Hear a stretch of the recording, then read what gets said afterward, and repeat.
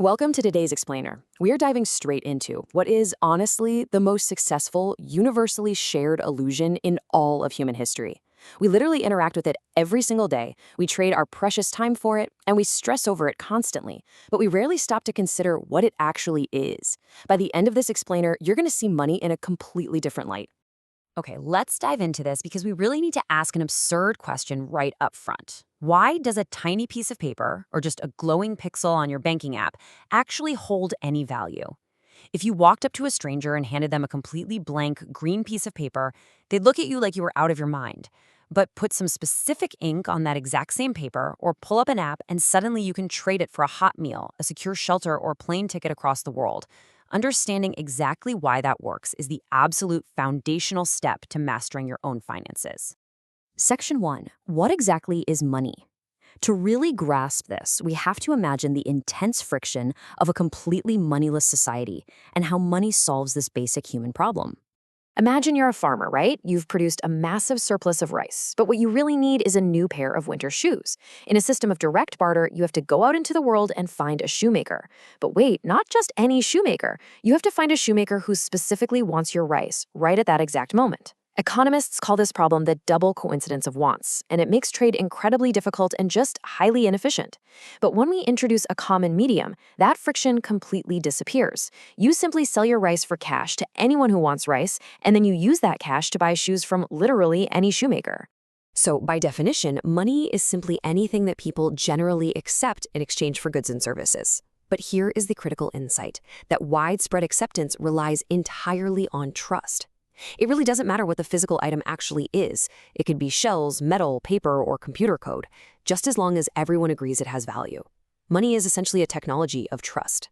By acting as this common medium of exchange, it takes that incredibly slow, tedious process of direct bartering and makes trade faster, easier, and just endlessly more efficient for all of us.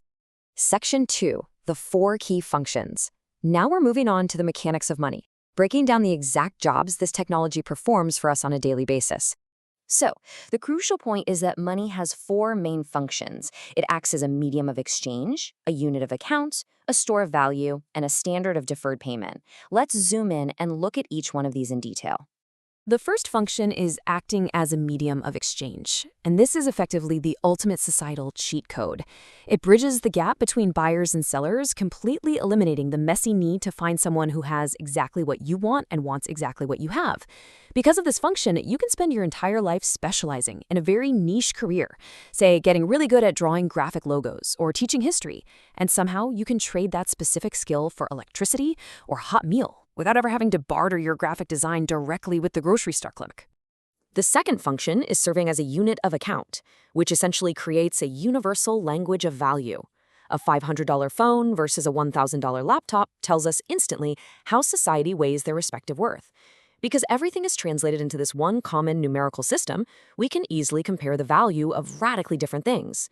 Without a unit of account, how would you even begin to calculate how many phones equal one laptop? Or how many apples equal a car? The third function is acting as a store of value. This is the big one that lets you save for later. It allows you to work today, earn value, and hold on to your purchasing power to transfer it into the future.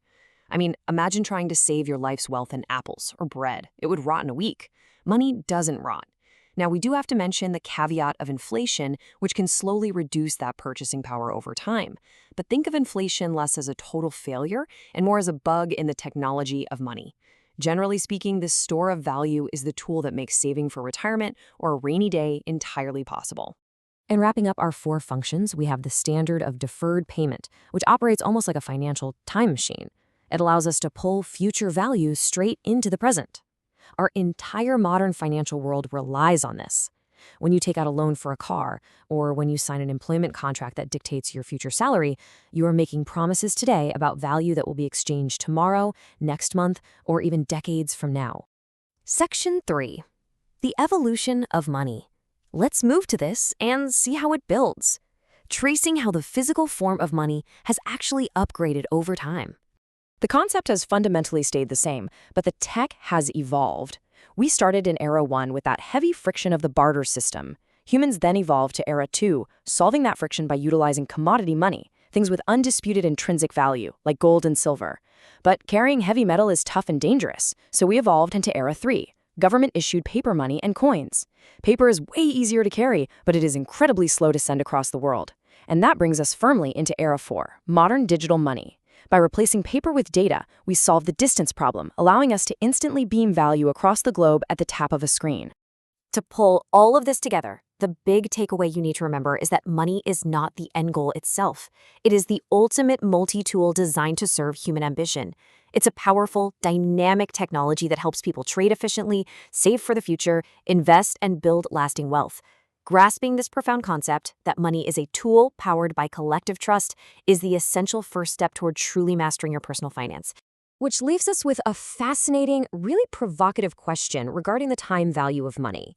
If money's just a technology to store value, why is $1 in your hand today fundamentally worth more than $1 given to you tomorrow?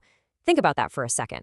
We're going to answer it in our next explainer, so make sure you subscribe, drop a like, and turn on those notifications for the Finance Academy so you absolutely don't miss it.